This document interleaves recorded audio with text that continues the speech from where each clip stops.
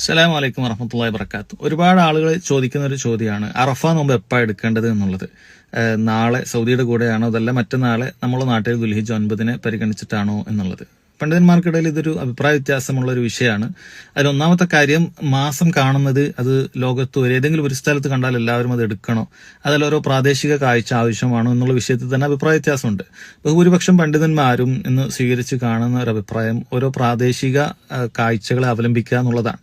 ഒരു പണ്ഡിതനും ലോകത്തെ ഒരു കാഴ്ച അനുസരിച്ചിട്ട് എല്ലാവരും അതനുസരിച്ച് നോമ്പ് ആരംഭിക്കണമെന്നോ പെരുന്നാൾ ആഘോഷിക്കണമെന്നോ ഒന്നും പറയുന്നത് ഇപ്പോൾ കാണാനില്ല. പ്രത്യേകിച്ചും ഷെയ്ഖ് ഇബ്നു ഉസൈമീൻ റഹിമഹുല്ലാഹ് ഈ വിഷയത്തിൽ വളരെ കൃത്യമായി വിശദീകരണത്തോടുകൂടി പറഞ്ഞിട്ടുണ്ട്. അപ്പൊ അതിന്റെ അടിസ്ഥാനത്തിൽ നമുക്ക് മനസ്സിലാക്കാൻ സാധിക്കുന്നത് അറഫ എന്നുള്ളത് അത് നമ്മുടെ നാട്ടിലെ ദുൽഹിജ്ജ് 9 എന്നാണോ അന്ന് നമ്മൾ നോമ്പ് അനുഷ്ഠിച്ചാൽ മതിയാകുന്നതാണ്. കാരണം ഇത് പഴയ കാലത്ത് ഇങ്ങനെ തന്നെയാണ്. നിങ്ങൾ ശരിക്കും ചിന്തിച്ചു നോക്കിയാൽ മനസ്സിലാക്കാൻ പറ്റും. കഴിഞ്ഞ ആയിരക്കണക്കിന് വർഷം നമുക്ക് ഇന്റർനെറ്റ് സംവിധാനം ഇല്ലാത്ത സാഹചര്യത്തിൽ നമ്മുടെ നാട്ടിലുണ്ടായിരുന്ന മുസ്ലിമീങ്ങളും മറ്റ് ഇതര നാട്ടിലുള്ള മുസ്ലിമീങ്ങളും ഇന്നും ഇന്റർനെറ്റ് ലഭ്യമില്ലാത്ത മുസ്ലിങ്ങളൊക്കെ അവർക്ക് മക്കയിൽ എന്നാണ് കാഴ്ച വേണ്ടത് പിറവി വേണ്ടത് എന്ന് അറിയാനുള്ള വകുപ്പില്ല. തീർച്ചയായും സ്വാഭാവികമായിട്ടും അവരെന്ത് ചെയ്യും, അവരുടെ നാട്ടിലുള്ള മാസപ്പിറവിയാണ് അവരവലംബിക്കുക.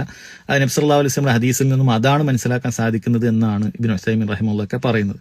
അതുകൊണ്ട് നമ്മളെ നാട്ടിലെ പിറവി അനുസരിച്ച് ഇൻഷാ അല്ലാഹ് നമുക്ക് ഈ വരുന്ന വെള്ളിയാഴ്ച ആയിരിക്കും അറഫ നോമ്പ് അനുഷ്ഠിക്കേണ്ടി വരിക. വലിയ ശ്രേഷ്ഠതയുള്ള നോമ്പാണ്, ഒഴിവാക്കരുത്.